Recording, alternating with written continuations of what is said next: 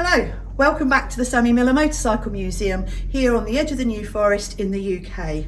Following on with our series of looking at the museum, the snapshot of some of the bikes that we have for you to come and enjoy. Today we are upstairs in the original part of the museum where we have a lot of prototypes and vintage bikes. So if you want to come up, we'll show you some of what we've got here and we'll have a little look at some of the special ones. The first few bikes we've got are Scots. This very first one is from 1925 and it's a Scott Squirrel. It's a 500cc two-stroke engine.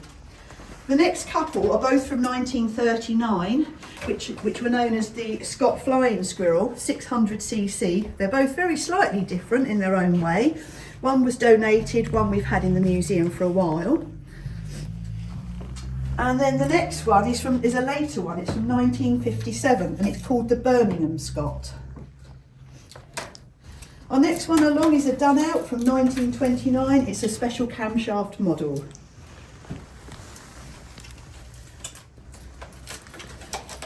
And then we hit the well-known Francis Barnett brand.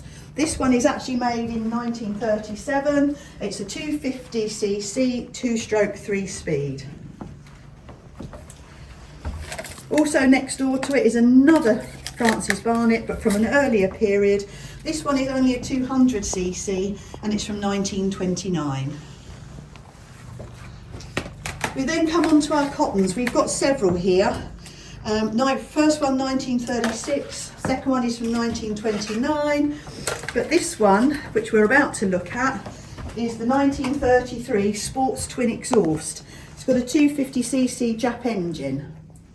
And then finally, we have another cotton. This is also an early one from 1922.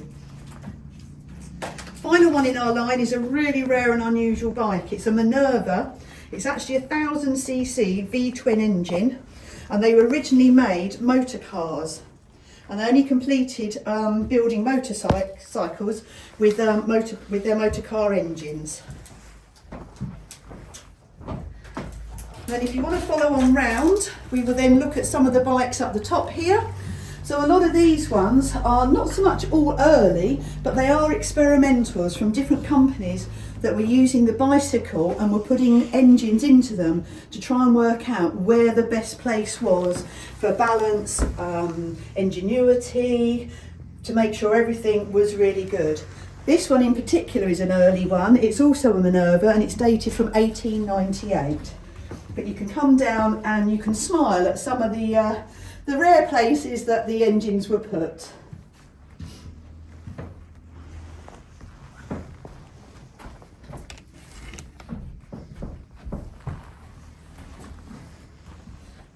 This one, as you come up to it, is a Bradbury. They also made sewing machines. This one dates to 1910 and has never been restored. So it's well over 100 years old and it's a single speed pedal start.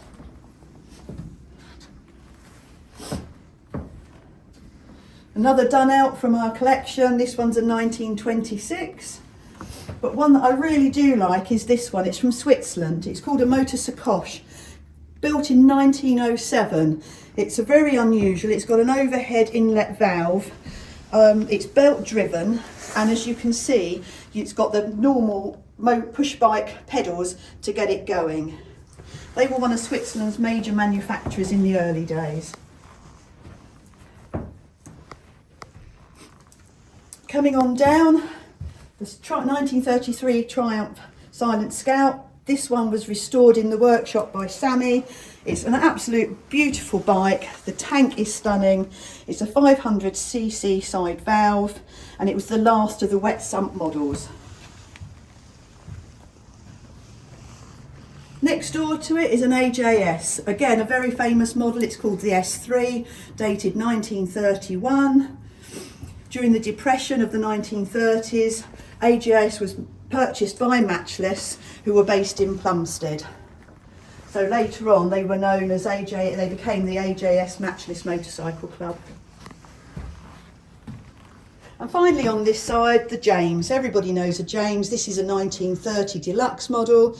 Again, another 500cc. As you can see, it's got the twin engine, 3-speed gearbox, and cost only £70 when it was new.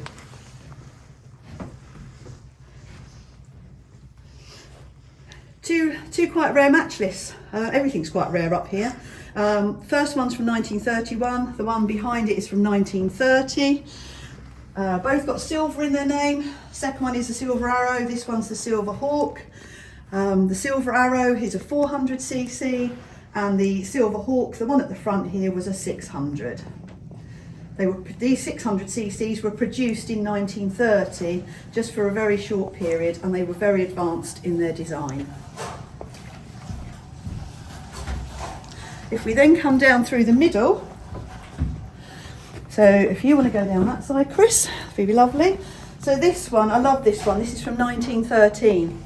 It's a Rex with a V-twin 900cc engine, 2-speed, and it's got the rare acetylene lights, as a lot of bikes did before we went on to the modern day. Coming along the FN, again 1909. Look how advanced the engine was. This again is a 500 4-cylinder inline 4 shaft drive engine, built in Belgium. Moving along, Rudge Whitworth from 1927. This is the sports model, followed by another Rudge, which is the 1913 TT model, 500cc, single speed, and note it has no clutch. And finally in this section we have a 1914, it's called a Rudge Multi. Again, it's another 500cc engine. Believe it or not, it has actually got 20 gears. It was so advanced in its age, for its age rather, and they were only produced until 1910. So that's a little snapshot of this first section. So up here we have also got some very lovely early sewing machines.